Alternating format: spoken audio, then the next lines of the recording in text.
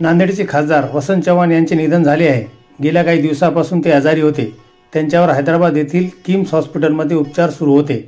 मध्यरात्री त्यांची तब्येत अचानक बिघडली। अखेर पहाटे 4 वाजता त्यांची प्राणज्योत मालवली। काही दिवसापूर्वी नांदेडचे खासदार वसंत चव्हाण यांची प्रकृती अचानक खालावली होती। त्यामुळे त्यांना तातडीने रुग्णालयात दाखल करण्यात आले होते। हैदराबाद येथील किम्स हॉस्पिटलमध्ये त्यांच्यावर उपचार सुरू होते। वसंत चव्हाण यांना श्वास घेण्यास अडचण येत होती, त्यामुळे त्यांना रुग्णालयात दाखल करण्यात आले। तसेच त्यांना लो बीपीचाही त्रास होत होता। मध्येच त्यांना अस्वस्थ वाटू लागल्याने त्यांच्या कुटुंबियांनी त्यांना सुरुवातीला नांदेड येथील रुग्णालयात दाखल केले।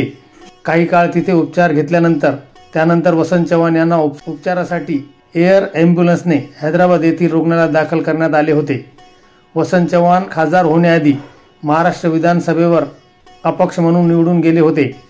त्यांनी नायगाव विधानसभा मतदारसंघाचं प्रतिनिधित्व केलं होतं। त्यांनी 2014 मध्ये काँग्रेसमध्ये प्रवेश केला होता। याशिवाय ते 2014 मध्ये त्यांची विधानसभेची लोकलेखा समितीवर नियुक्ती करण्यात आली होती।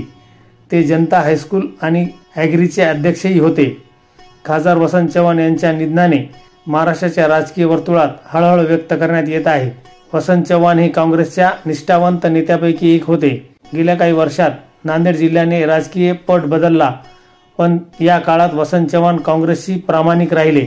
वसंत चव्हाण हे काँग्रेसचे प्रामाणिक एकनिष्ठ नेते म्हणून त्यांची ख्याती होती। त्यांचा लोकांशी दांडगा जनसंपर्क होता। ते आमदार राहिलेले आहेत। नुकत्याच पार पडलेल्या लोकसभा निवडणुकीत त्यांनी नांदेड मतदारसंघातून दणदणीत विजय मिळवला होता। महाविकास आघाडीच्या तिन्ही पक्षाच्या नेत्यांनी एकदिलाने चव्हाण यांचा प्रचार केला होता। ते साधारणतः 2 दशके राज्य विधिमंडळात आमदार होते।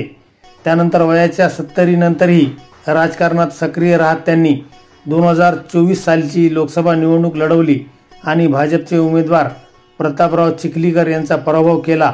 वसंत चव्हाण यांनी आपल्या राजकीय कारकिर्दीची सुरुवात अगदी सरपंच पदापासून केलेली आहे।